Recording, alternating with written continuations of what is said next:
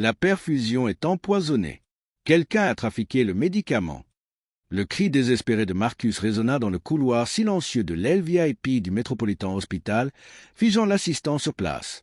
Vêtu de l'uniforme bleu marine de l'équipe de sécurité de nuit, Marcus Johnson désigna frénétiquement la poche de perfusion reliée au bras de Sarah Mitchell, la fille de 22 ans du Dr Warren Mitchell, PDG. Ses mains tremblaient, non pas de peur, mais d'une urgence que peu de gens pouvaient comprendre. Le Dr Reed, le neurologue responsable du dossier, s'avança, l'air totalement incrédule. « Qui êtes-vous? Comment osez-vous interrompre une procédure médicale ?» « Marcus Johnson, de l'équipe de sécurité de nuit, » répondit-il sans quitter la poche de perfusion des yeux. « Et je sais exactement ce que je vois. Cette solution contient des cristaux et sent l'amande amère. C'est du cyanure. » Marcus n'aurait jamais imaginé que ses 38 années de vie, dont 8 ans passés en prison d'État pour vol à main armée, le préparaient à sauver quelqu'un. Durant ses 2 années de travail de nuit au Metropolitan Hospital, il avait appris plus de choses sur la médecine que durant toute sa vie précédente, observant les procédures, écoutant les conversations des médecins et absorbant le savoir comme une éponge. Le docteur Mitchell, qui vérifiait les signes vitaux de sa fille, leva les yeux avec un mélange de confusion et d'irritation croissante. C'est absurde. Comment un agent de sécurité peut-il savoir? Parce que j'ai passé 8 ans à vivre avec des chimistes qui fabriquaient des poisons artisanaux en prison, interrompit Marcus avec un calme troublant. Et parce qu'il y a 3 jours, j'ai surpris une conversation que vous n'auriez jamais imaginé entendre pour quelqu'un comme moi. Le silence qui suivit ne fut rompu que par le bip accéléré des moniteurs cardiaques. Sarah commença à montrer des signes d'intoxication. Pupilles dilatées, respiration irrégulière, peau pâle. « Débranchez-le immédiatement ou elle meurt dans quelques minutes », insista Marcus en faisant un pas vers le lit. Le docteur y hésita une seconde avant de faire signe à l'infirmière d'arrêter la perfusion. Quelque chose dans la certitude absolue de cet ancien détenu le fit remettre en question ses propres convictions. 3 nuits plus tôt, Marcus effectuait sa ronde de routine lorsqu'il entendit des voix tendues provenant de la salle des archives médicales, au sous-sol. Ancien détenu, il avait développé un instinct aiguisé pour identifier les situations dangereuses, une compétence qui lui avait sauvé la vie à plusieurs reprises en prison. Si elle se réveille complètement et raconte à son père ce qu'elle a vu à la fête de remise des diplômes, tout notre plan s'effondre, murmura une voix féminine qu'il reconnut comme étant celle du docteur Olivia, la directrice clinique. Alors nous ne laisserons pas cela arriver, répondit une voix masculine. Un accident médical est plus fréquent qu'on ne l'imagine. Marcus se cacha derrière une pile de cartons de fourniture, le cœur battant la chamade. Durant ses années derrière les barreaux, il avait été témoin de nombreuses conversations sur l'élimination des témoins, mais n'aurait jamais imaginé trouver cela dans un hôpital respectable. En regardant le docteur Mitchell examiner frénétiquement la perfusion administrée à sa fille, Marcus ressentit le poids de cette découverte. Sarah Mitchell se réveillait d'un coma traumatique au moment même où quelqu'un avait décidé qu'elle en savait trop. « Appelez la sécurité pour isoler cette zone », ordonna le docteur Mitchell d'une voix imprégnée d'une autorité qui transcendait sa position de PDG. « Et je veux une analyse toxicologique complète de cette perfusion. Tout de suite. » Tandis que l'équipe médicale se mobilisait dans une panique contrôlée, Marcus restait dans un coin de la pièce, observant chaque mouvement. Ce que ces personnes ignoraient, c'est qu'il avait enregistré l'intégralité de cette conversation 3 nuits plus tôt sur son téléphone portable, une habitude qu'il avait prise en prison pour se protéger des fausses accusations. Mais il y avait quelque chose de plus troublant dans cette histoire. Quelque chose que Marcus avait découvert quelques heures auparavant et qui allait bouleverser la perspective de tous. Si vous suivez cette histoire mêlant crime, complot médical et un rebondissement qui ébranlera vos convictions, n'oubliez pas de vous abonner à la chaîne pour découvrir comment un ancien détenu est devenu le seul à pouvoir révéler l'une des plus grandes fraudes médicales jamais enregistrées aux États-Unis. Les résultats toxicologiques se sont révélés positifs au cyanure en 2 heures. Le docteur Mitchell se tenait dans son bureau, fixant le rapport de laboratoire avec la rage qui naît de la prise de conscience que quelqu'un avait tenté d'assassiner son enfant sous son propre toit. En face de lui, Marcus était assis, mal à l'aise, dans un fauteuil en cuir qui coûtait probablement plus cher que son salaire mensuel. « Vous avez sauvé la vie de ma fille », dit le docteur Mitchell d'une voix à peine contrôlée. « Mais j'ai besoin de tout comprendre. Qu'avez-vous entendu exactement il y a 3 nuits ?» Marcus sortit son téléphone et passa l'enregistrement. Les voix du docteur Reed et du docteur Olivia emplissaient le bureau, leur discussion cruelle sur l'élimination de Sarah résonnant sur les murs en acajou. Le visage du docteur Mitchell pâlissait à chaque mot. « Il y a autre chose », dit Marcus d'une voix calme. « La fête de remise des diplômes dont ils ont parlé ? J'ai découvert ce que Sarah a vu ce soir-là. » 20 minutes plus tard, Le docteur Reed entra dans le bureau avec son arrogance habituelle, ignorant que sa voix venait d'être enregistrée par un téléphone. Il jeta un regard dédaigneux à Marcus. « Warren, je comprends que vous soyez contrarié par la perfusion contaminée, mais la présence de cet individu à une discussion médicale est tout à fait inappropriée, » dit Reed, sans même chercher à dissimuler son mépris. Le personnel de sécurité n'a rien à faire dans les réunions cliniques. « Cet agent de sécurité vient de sauver la vie de ma fille, » répondit froidement le docteur Mitchell. Reed rit d'un air dédaigneux. « Allons, Warren. Un criminel condamné qui prétend s'y connaître en toxicologie médicale, il a probablement placé le cyanure lui-même pour attirer l'attention. Vous savez comment ces gens opèrent. Ils cherchent toujours un moyen de tirer profit du chaos. » Marcus ressentit la brûlure familière des préjugés, le même ton dédaigneux qu'il avait entendu maintes fois de la part des procureurs, des juges, désormais de médecins soi-disant diplômés. Mais 8 ans de prison lui avaient appris une leçon précieuse. Laissez les arrogants se révéler complètement avant de les détruire. « Docteur Reed, » dit calmement Marcus, « voudriez-vous nous expliquer pourquoi vous étiez au sous-sol des archives médicales à 2h47 du matin il y a 3 nuits, à discuter du fait que les accidents médicaux sont plus fréquents qu'on ne le pense ?» Le visage de Reed se vida, mais son arrogance revint rapidement. « Je n'ai aucune idée de ce que vous racontez. La parole d'un criminel contre un médecin respecté? Qui pensez-vous qu'ils croiront ?» C'est alors que le docteur Mitchell passa l'enregistrement. La voix de Reed emplit la pièce. Si elle se réveille complètement et raconte à son père ce qu'elle a vu à la fête de remise des diplômes, tout notre plan s'effondre. Puis la réponse du docteur Olivia. Les accidents médicaux sont plus fréquents qu'on ne l'imagine. Tu crois toujours qu'ils croiront le criminel plutôt que le médecin respecté, demanda Marcus d'une voix ferme malgré la fureur qui montait en lui. Le visage du docteur Reed oscillait entre le choc, le déni, puis finalement le calcul désespéré. Cet enregistrement ne prouve rien. Les conversations peuvent être sorties de leur contexte, manipulées. Alors, ajoutons un peu de contexte, interrompit Marcus. Il sortit une tablette et montra une photo à l'écran. C'est la caméra de sécurité du bureau du docteur Olivia, prise lors de la fête de remise des diplômes des internes en médecine le mois dernier. La photo montrait Sarah Mitchell, figée dans l'embrasure d'une porte, le visage horrifié par ce qui se passait dans le bureau. À l'arrière-plan, à peine visible mais reconnaissable entre mille, se trouvaient le docteur Reed et le docteur Olivia, ainsi que plusieurs autres silhouettes penchées sur une table recouverte de documents et de ce qui semblait être des conteneurs de transport d'organes. « Votre fille les a surpris en train de vendre des organes au marché noir, » expliqua Marcus au docteur Mitchell. « Des organes de premier choix vont à des patients privés fortunés, tandis que des personnes inscrites sur la liste d'attente officielle meurent. Elle a assisté à toute l'opération. » Le sang-froid du docteur Reed finit par se fissurer. « Vous ne comprenez pas la complexité de l'allocation des ressources médicales. Parfois, des décisions difficiles doivent être prises. Comme essayer d'assassiner une jeune fille de 22 ans pour brouiller les pistes. » La voix du docteur Mitchell était glaciale. Marcus regarda Reed se tortiller, ressentant une satisfaction sombre. En prison, il avait appris à distinguer les prédateurs des lâches. Reed était les deux. Quelqu'un qui s'en prenait aux plus vulnérables, mais qui s'effondrait face aux conséquences réelles. Mais Reed n'en avait pas fini. Sa peur se transforma rapidement en arrogance alors qu'il jouait sa dernière carte. Même si tout cela était vrai, qui le croirait venant de vous, Monsieur Johnson? Un double criminel travaillant comme agent de sécurité de nuit au salaire minimum? Je suis un médecin diplômé de Harvard avec 20 ans de réputation irréprochable. Les préjugés dans la voix de Reed étaient si lourds qu'ils en devenaient presque physiques. Marcus l'avait déjà entendu de la part de policiers, d'avocats, d'employeurs, de propriétaires. L'hypothèse selon laquelle son passé criminel effaçait toute crédibilité, toute intelligence, toute valeur humaine. « Vous avez raison sur un point, » dit Marcus doucement. « Je suis un double criminel. Vol à main armée et agression.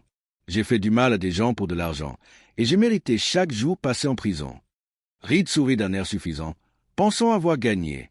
Mais voilà ce que vous ignorez sur la prison, docteur. Elle est remplie de gens qui y sont arrivés en sous-estimant les autres, en se croyant plus intelligents, plus importants, intouchables. Marcus se pencha en avant. Le dernier homme qui m'a regardé comme vous me regardez en ce moment, il est toujours en fauteuil roulant. La menace n'était pas subtile, et la pomme d'Adam de Reed tressauta tandis qu'il déglutissait difficilement. La différence entre vous et moi, poursuivit Marcus, c'est que j'ai payé pour mes crimes. Vous continuez de commettre les vôtres. Le docteur Mitchell était resté silencieux tout au long de cet échange, mais il parlait maintenant avec une autorité tranquille. Docteur Reed, vous êtes suspendu immédiatement, dans l'attente d'une enquête approfondie. La sécurité vous escortera hors du bâtiment. » Alors que Reed était emmené, continuant de clamer son innocence et de menacer de poursuites judiciaires, Marcus ressentit quelque chose qu'il n'avait pas ressenti depuis sa sortie de prison, la satisfaction d'être du bon côté de la justice. Mais les derniers mots de Reed résonnèrent dans le bureau. « Vous n'avez aucune idée de la gravité de la situation. Warren, aucune idée de qui vous combattez vraiment. » Ces mots avaient un poids qui glaça le sang de Marcus, car durant ces 2 années au Metropolitan Hospital, il avait remarqué des choses qui n'avaient pas eu de sens à l'époque. Des schémas qui suggéraient que le trafic d'organes n'était que la partie émergée d'un iceberg bien plus profond qu'on ne l'imaginait. Ce que Marcus n'avait pas encore dit au docteur Mitchell était la découverte la plus troublante de toutes. Une découverte faite quelques heures seulement avant l'empoisonnement de l'intraveineuse de Sarah. Une découverte qui révélerait que le docteur Reed n'était pas le cerveau du complot, mais simplement la marionnette d'un complot si vaste qu'il touchait les plus hautes sphères de l'establishment médical. L'email arriva sur le compte personnel de Marcus à 3h47, 2 jours après l'arrestation du docteur Reed. L'expéditeur était anonyme, mais le message était clair comme de l'eau de roche. Les accidents arrivent à ceux qui ne se mêlent pas de leurs affaires. Demandez à votre compagnon de cellule Tommy Rodriguez comment fonctionnent les accidents en prison. Marcus fixa l'écran, le sang glacé. Tommy Rodriguez avait été son compagnon de cellule pendant 3 ans avant de mourir dans ce qui fut officiellement considéré comme une glissade sous la douche. Mais Marcus savait que ce n'était pas le cas. Tommy avait posé trop de questions sur les gardiens corrompus qui trafiquaient de la drogue, et quelqu'un l'avait réduit au silence à jamais. La menace ne le concernait plus seulement. Il connaissait son histoire, ses vulnérabilités, et était prêt à exploiter leur relation en prison pour l'éliminer. Mais ce qui choqua vraiment Marcus, ce ne fut pas la menace de mort, mais ce qu'il avait découvert dans les fichiers informatiques du docteur Olivia quelques heures avant l'empoisonnement de Sarah. Grâce à ses codes d'accès, il avait trouvé une base de données qui faisait passer le trafic d'organes pour un simple larcin. L'hôpital métropolitain ne se contentait pas de vendre des organes. Il assassinait systématiquement des patients pour les prélever. Les dossiers contenaient des centaines de noms de patients décédés dans des circonstances mystérieuses, leurs organes immédiatement prélevés et vendus à des acheteurs privés. Des sans-abri, des patients âgés sans famille, des détenus du service médical de la prison d'État, tous ceux qui ne manqueraient pas à la société. Marcus reconnut certains noms. Durant ces années de détention, plusieurs codétenus avaient été transférés au Métropolitain pour des interventions médicales de routine et n'étaient jamais revenus. Les gardiens disaient toujours qu'ils étaient morts de complications, mais Marcus réalisait maintenant qu'ils avaient été assassinés pour leurs organes. « Monsieur Johnson ?» Une voix douce interrompit ses sombres pensées. Marcus leva les yeux de l'ordinateur du bureau de sécurité et vit Sarah Mitchell, debout dans l'embrasure de la porte. Elle était pâle et portait encore une blouse d'hôpital, mais ses yeux brûlaient de détermination. « Mademoiselle Mitchell, vous devriez vous reposer. »« Je me souviens de tout maintenant, » dit-elle en refermant la porte derrière elle. « La fête de remise des diplômes, ce que j'ai vu, et surtout, je me souviens de la conversation du docteur Olivia avec les acheteurs ce soir-là. » Sarah s'assit en face de lui, et Marcus fut frappé par la force de cette jeune femme, malgré le fait qu'elle avait frôlé la mort 48 heures plus tôt. Il ne parlait pas seulement d'organes, poursuivit-elle. Il y avait des dirigeants de l'industrie pharmaceutique qui achetaient des médicaments expérimentaux censés être détruits, et des représentants de compagnies d'assurance qui payaient pour éliminer des patients coûteux. Marcus sentit les pièces du puzzle s'assembler. Une véritable opération de meurtre médical.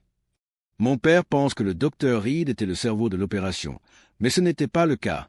Il n'était qu'un quart intermédiaire. Sarah sortit son téléphone et lui montra une vidéo. J'ai filmé ça à la fête avant qu'il me remarque. La vidéo montrait le docteur Olivia serrant la main d'un homme que Marcus ne reconnaissait pas, un homme vêtu d'un costume coûteux et au regard froid digne d'une prison de haute sécurité. « C'est Vincent Carbone », expliqua Sarah. « Il dirige le plus grand réseau de trafic d'organes de la côte est. Mais le plus terrifiant, c'est qu'il n'est pas l'acheteur de cette opération. Il est le fournisseur. » Marcus comprit immédiatement. Carbone n'achetait pas d'organes à l'hôpital métropolitain. Il leur fournissait des victimes. Les sans-abri, les prisonniers, les patients âgés sans famille, dit lentement Marcus. Ils sont livrés ici spécialement pour être prélevés. Sarah hocha la tête d'un air sombre. Et le docteur Olivia est toujours là à diriger l'opération. Mon père a suspendu le docteur Reed, mais il ne réalise pas qu'Olivia est la véritable architecte de tout cela. C'est alors que le téléphone de Marcus vibra, accompagné d'un autre message. Cette fille en sait trop. Occupe-toi des deux ce soir. Fais comme si l'ex-dollar avait craqué et l'avait tué avant de se retourner contre lui. Marcus montra le message à Sarah. Son visage devint blanc, mais sa mâchoire se serra de détermination. « Ils vont essayer de nous tuer tous les deux ce soir, » dit-elle. « Pas si je les tue en premier, » répondit Marcus, son vieil instinct de prisonnier reprenant le dessus. « Non. » La voix de Sarah était ferme. « On ne va tuer personne. On va leur faire subir quelque chose de bien pire. On va tout révéler. » Au cours de l'heure qui suivit, Sarah révéla quelque chose qui stupéfia Marcus. Elle n'était pas un simple témoin tombé par hasard sur le complot. C'était une étudiante en médecine qui enquêtait depuis des mois sur des morts suspectes à l'hôpital, préparant un dossier pour son mémoire de fin d'études sur l'éthique médicale. « J'ai des documents sur chaque mort suspecte, chaque prélèvement d'organes inhabituels, chaque schéma incohérent, » expliqua-t-elle. « Mais j'avais besoin de preuves de la véritable conspiration, de preuves de meurtre intentionnel. »« Et maintenant, vous les avez, » dit Marcus, comprenant où cela menait. « Nous les avons, » corrigea Sarah. « Vos enregistrements, mes documents et la vidéo de la fête. Mais il nous en faut plus. Nous devons les prendre en flagrant délit. » Marcus regarda cette jeune femme à peine 22 ans, presque assassinée il y a 48 heures, et qui planifiait maintenant de démanteler une opération d'assassinat médicaux qui durait depuis des années. « Vous savez qu'ils vont essayer de nous discréditer, » dit-il. Un ancien détenu et un étudiant contre des professionnels de la santé respectés. Sarah souriait. Pour la première fois, Marcus vit l'acier qui coulait dans la lignée de la famille Mitchell. Qu'ils essaient. Parce qu'ils ignorent que je suis en contact avec l'agent spécial Rebecca Torres de l'unité de lutte contre la fraude médicale du FBI depuis 6 mois. Elle attend précisément ce genre de preuves. Marcus sentit l'espoir le gagner pour la première fois depuis des années. Vous avez bénéficié du soutien du gouvernement fédéral pendant tout ce temps. J'ai bénéficié de l'intérêt du gouvernement fédéral, clarifia Sarah, mais aucune preuve suffisamment solide pour justifier une inculpation. Jusqu'à maintenant. Comme interpellé par leur conversation, la radio de Marcus grésilla. Sécurité à tous les postes. Nous avons plusieurs codes bleus dans l'LA. Je répète, plusieurs codes bleus. Sarah et Marcus échangeaient un regard. Plusieurs codes bleus signifiaient la mort simultanée de plusieurs patients, exactement le genre d'événement qui servirait de couverture à un prélèvement d'organes. Il passe à l'action ce soir, murmura Sarah. Marcus se leva, vérifiant son badge de sécurité et sa radio. Alors nous aussi. Mais alors qu'il s'apprêtait à quitter le bureau, Marcus aperçut quelque chose qui le glaça. Sur l'écran de sécurité du parking de l'hôpital, il vit Vincent Carbone en personne sortir d'un SUV noir, suivi de 4 hommes qui n'étaient assurément pas des professionnels de la santé. Carbone était venu superviser personnellement ce qu'il pensait être l'élimination des 2 seules personnes capables de détruire son opération.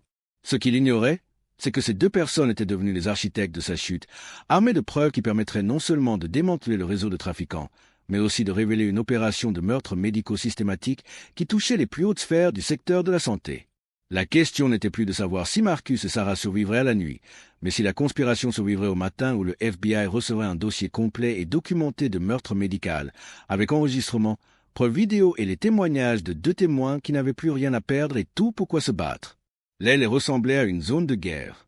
5 patients avaient fait un arrêt cardiaque simultanément, et le personnel médical courait d'une chambre à l'autre dans un chaos contrôlé. Mais Marcus remarqua quelque chose qui échappa au médecin.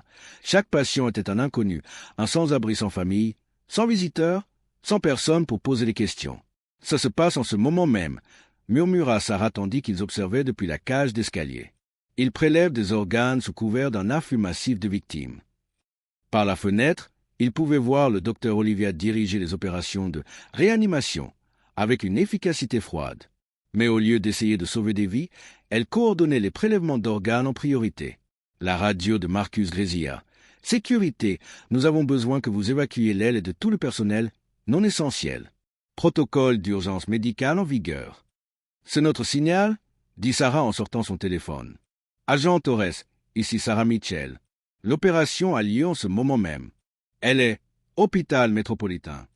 Le FBI est à 7 minutes, » fut la réponse. Continuez à enregistrer tout. Mais alors qu'il se dirigeait vers l'aile, Vincent Carbone apparut au bout du couloir avec ses 4 hommes. Le regard froid du gangster se fixa immédiatement sur Marcus. « Tiens, tiens, le héros de la prison et la fille riche » cria Carbone, sa voix résonnant sur les murs de l'hôpital. Tu nous as causé pas mal d'ennuis. Marcus avança d'un pas protecteur devant Sarah, son instinct de prisonnier pleinement activé. Les ennuis ne font que commencer. Carbone rit. Tu crois que le FBI va venir te sauver? Le docteur Olivia les a appelés il y a 20 minutes, signalant qu'un ancien détenu dérangé retenait la fille du PDG en otage. À leur arrivée, ils trouveront vos corps et une histoire bien triste de stress post-traumatique et de désespoir. C'est alors que le docteur Olivia sortit d'une des chambres des patients, sa blouse chirurgicale maculée de sang. Marcus, Sarah, quelle surprise de vous trouver ici lors d'une soirée aussi tragique. Arrête de faire semblant. Olivia, dit Sarah en brandissant son téléphone. On a tout filmé. Le prélèvement d'organes, les meurtres de patients, votre partenariat avec Carbone. Le masque posé du docteur Olivia finit par tomber. Espèce de petite idiote. As-tu la moindre idée du nombre de vies sauvées par cette opération? Des patients fortunés qui contribuent à la société, qui financent la recherche, qui comptent? Et combien d'innocents tu as assassinés? Rétorqua Marcus. Innocents? La voix d'Olivia devint venimeuse. Des toxicomanes sans abri, des criminels, des gens qui étaient de toute façon un fardeau pour la société. On a transformé leur vie sans valeur en quelque chose de précieux. Carbone s'impatientait. Assez parlé. Tony, attrape la fille. Faisons en sorte que ça ait l'air d'une bagarre. Mais alors que son homme s'avançait, les lumières s'éteignirent soudainement, plongeant le couloir dans l'obscurité. L'éclairage de secours se mit en marche, baignant tout d'une lueur rouge inquiétante. « C'est quoi ce bordel ?» gronda Carbone. « Ce serait moi » dit une nouvelle voix derrière eux. Tout le monde se retourna pour voir le docteur Mitchell sortir de la cage d'escalier, suivi de 6 agents du FBI en tenue tactique. Agent Torres, division des fraudes médicales du FBI, annonça l'agent principal. Docteur Olivia Chen, Vincent Carbone, vous êtes en état d'arrestation pour complot en vue de commettre un meurtre, trafic d'organes et racket. Le visage de Carbone se tordit de rage lorsqu'il réalisa qu'il avait été piégé. C'est impossible. Nous avions des guetteurs, le timing était parfait. Vous aviez un agent de sécurité qui connaissait tous les angles de caméra dans cet hôpital, dit Marcus avec une satisfaction discrète, et un étudiant en médecine qui monte un dossier contre vous depuis 6 mois. Le sang-froid du docteur Olivia vola en éclats. Vous ne comprenez pas. Je sauve des vies. Ces organes sont allés à des prix Nobel, à des sénateurs, à des personnes qui comptent vraiment. Et vous avez assassiné des innocents pour cela, répliqua l'agent Torres en la menotte. Nous avons des enregistrements de vos discussions sur l'élimination de patients, des preuves vidéo de vente d'organes et la documentation de 247 de ces suspects au cours des 3 dernières années. Alors que le FBI emmenait les conspirateurs, Carbone se tourna vers Marcus, le regard empreint de haine. « Ce n'est pas fini. Condamné. J'ai des amis partout. »« Moi aussi, » répondit calmement Marcus. « La différence, c'est que les miens portent des badges. » Les heures suivantes furent un tourbillon d'interrogatoires du FBI, de catalogage des preuves et d'examens médicaux des patients survivants. Une fois la poussière retombée, l'ampleur de l'opération était stupéfiante. Plus de 300 personnes assassinées pour leurs organes, des millions de dollars de ventes illégales et un réseau qui s'étendait à 12 hôpitaux différents dans 5 États. Le docteur Mitchell trouva Marcus dans le bureau de la sécurité à l'aube. Le FBI affirme que cette affaire aboutira à la plus grande condamnation pour fraude aux soins de santé de l'histoire des États-Unis. « Bien, » dit simplement Marcus. « Il y a autre chose, » poursuivit le docteur Mitchell. Le conseil d'administration de l'hôpital a voté à l'unanimité pour vous offrir le poste de directeur de la sécurité et de la sûreté des patients. Tous les avantages sociaux, une augmentation de salaire substantielle et une aide aux frais de scolarité si vous êtes intéressé. Marcus regarda le lever du soleil par la fenêtre. 2 jours plus tôt, il n'était qu'un ancien détenu travaillant de nuit, invisible aux yeux de tous. Aujourd'hui, il allait contribuer à sauver des dizaines de vies et révéler une opération médicale meurtrière. « Docteur Mitchell, » dit finalement Marcus, « j'ai passé 8 ans en prison parce que j'ai fait des choix qui ont blessé des innocents. J'essaie de me racheter depuis. » Il se tourna vers l'homme dont il avait sauvé la fille. « Ce poste, ce n'est pas seulement une promotion pour moi. C'est une chance de continuer à protéger ceux qui ne peuvent pas se protéger eux-mêmes. » Le docteur Mitchell lui tendit la main. « Bienvenue dans l'équipe, directeur Johnson. » En se serrant la main, Marcus ressentit quelque chose qu'il n'avait pas ressenti depuis son enfance, la certitude inébranlable d'être exactement à sa place. La prison l'avait brisé, mais cet hôpital, cette chance de sauver des vies au lieu de les détruire, l'avait reconstruit pour devenir ce qu'il n'aurait jamais cru possible. Mais l'histoire n'était pas terminée. Car, en poursuivant son enquête, le FBI allait découvrir que le docteur Olivia et Vincent Carbone n'étaient que des cadres intermédiaires d'une conspiration qui s'étendait bien plus loin, des laboratoires pharmaceutiques, des compagnies d'assurance et des agences gouvernementales de surveillance. Les véritables cerveaux couraient toujours, et ils allaient bientôt découvrir que Marcus Johnson n'était plus seulement un agent de sécurité. Il était l'homme qui avait fait échouer toute leur opération, et il ne faisait que commencer. 6 mois plus tard, Marcus se tenait dans son nouveau bureau au 8e étage du Metropolitan Hospital, celui-là même où il avait autrefois travaillé comme agent de sécurité de Nuit Invisible. Par sa fenêtre, il pouvait voir le jardin commémoratif aménagé pour les 247 victimes de la conspiration pour le trafic d'organes. Les procès avaient été rapides et décisifs. Le docteur Olivia avait été condamné à la prison à vie sans possibilité de libération conditionnelle après que le FBI eut découvert des preuves l'alliant à des meurtres remontant à 15 ans. Vincent Carbone a été condamné à mort et son réseau criminel s'est effondré lorsque 17 de ses associés ont changé d'avis pour éviter des peines similaires. Mais la véritable victoire est venue lorsque l'enquête a révélé le complot.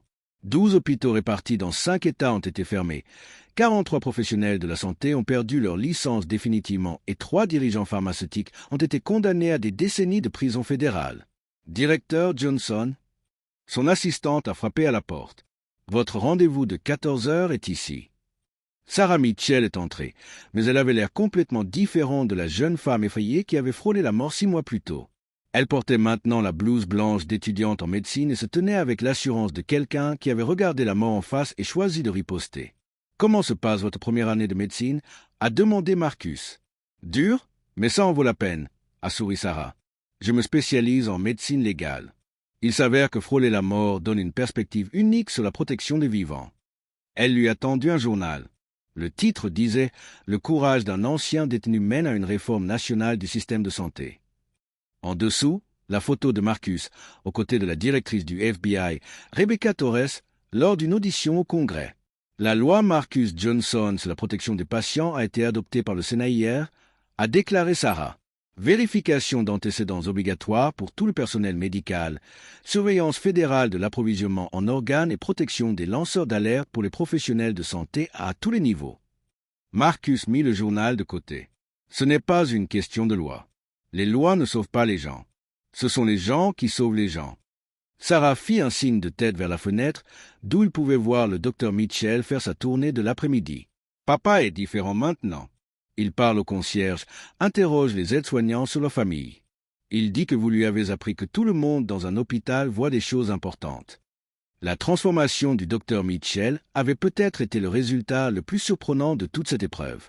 L'homme, autrefois distant et intimidant, mettait désormais un point d'honneur à connaître le nom de chaque employé, à écouter les préoccupations de tous les niveaux et à instaurer une transparence rendant la corruption impossible. Il y a autre chose, poursuivit Sarah en sortant un document d'apparence officielle. L'Association médicale américaine souhaite mettre en place le protocole Johnson dans tous les hôpitaux du pays, un système où le personnel de sécurité et de soutien est formé à reconnaître et signaler les activités médicales suspectes. Marcus examina le document qui formaliserait son approche de la sécurité hospitalière. Les mêmes capacités d'observation qu'il avait acquises en prison pour survivre étaient désormais codifiées pour sauver des vies. Ton père aurait pu mettre cela en œuvre lui-même, fit remarquer Marcus. Il aurait pu, acquiesça Sarah. Mais il a dit qu'il était important que ce soit ton nom. L'homme qui a prouvé que tes origines ne déterminent pas où tu peux aller. Un léger coulé interrompit. Le docteur Mitchell entra, un épais dossier à la main. Marcus, je voulais que tu vois ça avant la réunion du conseil d'administration. Il ouvrit le dossier et découvrit des dizaines de lettres de patients, de familles et de membres du personnel. Depuis que vous avez mis en place les nouveaux protocoles de sécurité, notre taux de mortalité a chuté de 60%. Plus important encore, notre personnel se sent libre de signaler tout problème. Marcus prit l'une des lettres. Elle provenait d'un concierge de nuit qui avait signalé une activité suspecte dans la zone de stockage des produits pharmaceutiques, ce qui avait conduit à l'arrestation de 2 employés qui volaient des médicaments contre le cancer pour les vendre en ligne. Une autre lettre provenait d'un employé de la cafétéria qui avait remarqué que certains patients ne semblaient jamais recevoir de visiteurs et les avait signalés pour des contrôles de bien-être supplémentaires, évitant ainsi 3 cas potentiels de négligence médicale.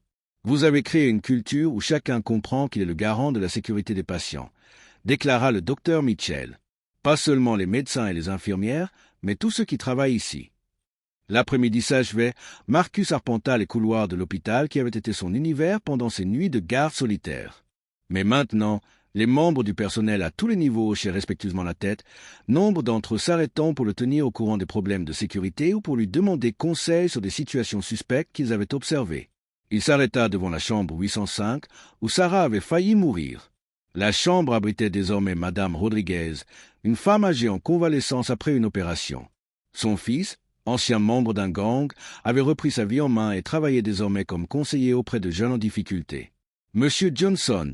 s'écria Madame Rodriguez en le voyant. « Miguel m'a dit que vous avez aussi été en prison et que vous êtes maintenant responsable de la sécurité de tout l'hôpital. »« Tout à fait, Madame Rodriguez. »« Vous donnez de l'espoir à des gens comme nous, » dit-elle, les larmes aux yeux. « Mon fils, il pense qu'à cause de son passé, il ne peut pas être rien.